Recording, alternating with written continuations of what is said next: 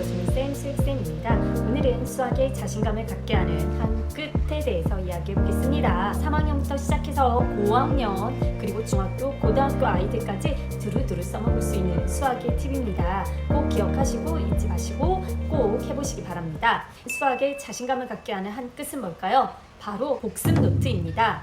복습 노트다. 아이들 시간도 없는데 복습 노트 언제 하냐 하잖아요. 하지만 아이의 수학 실력을 꽉 잡아줄 만한 건 복습 노트밖에 없다고 생각합니다. 그 유명한 에빙하우스의 망각곡선 아시죠? 우리가 어떤 걸 배우면 기억력이 쭉 떨어지다가 중간에 한 번씩 복습을 해주면 다시 또 치솟는 것들을 볼 수가 있습니다. 특히 선행을 많이 나가는 친구들한테는 더욱 중요합니다. 따라서 복습 노트 꼭 써주세요.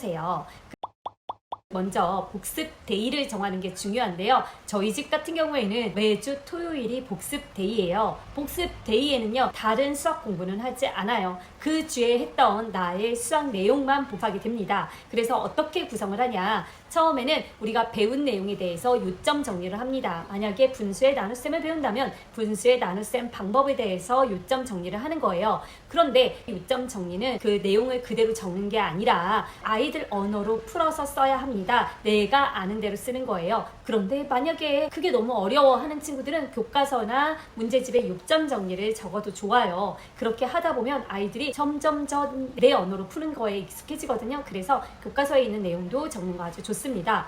두 번째로 복습데이에는요, 내가 풀었던 문제들 중에 틀린 문제를 한번 풀어보도록 합니다. 틀린 문제를 그냥 푸는 게 아니라 이렇게 노트를 접어서 한쪽에는 문제를 쓰고 한쪽에는 풀이를 쓰게 됩니다. 이렇게 매주 갖다 보면 나중에 한 학기 단위로 끝날 때마다 어느 정도의 양이 모여요. 그래서 한번 쭉 쳐다보게 되면 수학 실력이 쑥쑥 올라가겠죠? 왜냐? 수학은 나선형 교육과정이라고 했잖아요. 아랫부분에 내용이 차곡차곡 쌓아야 위에 부분 더 고차원적이고 심화적인 문제를 풀 수 있습니다. 따라서 복습데이에서 내가 모르는 문제 풀어봤던 거 다시 한번 보면 아이들 성적이 쑥쑥 오르겠죠?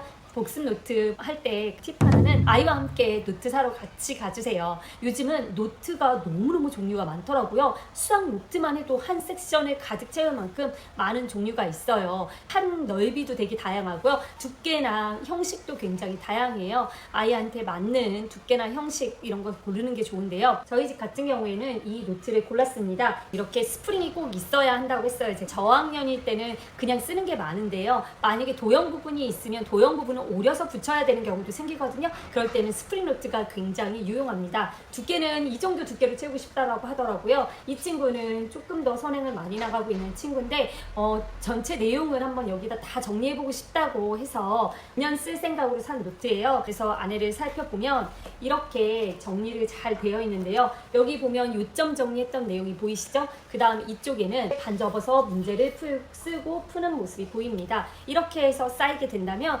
훨씬 더 수학을 깊게 공부할 수 있다는 거 알 수 있을 겁니다. 수학은 예습도 중요하지만 복습도 굉장히 중요해요. 특히 틀린 문제가 나의 힘이 됩니다. 틀린 문제를 꼼꼼하게 다시 풀어보고 제대로 아는 게 수학의 자신감을 쌓는 가장 큰 방법이라고 생각합니다. 복습 노트 꼭 하셔서 수학 성적 높이시기 바랍니다. 까지 수학을 읽어주는 쌤, 수익쌤이었습니다. 구독, 좋아요, 알림 설정 고맙습니다.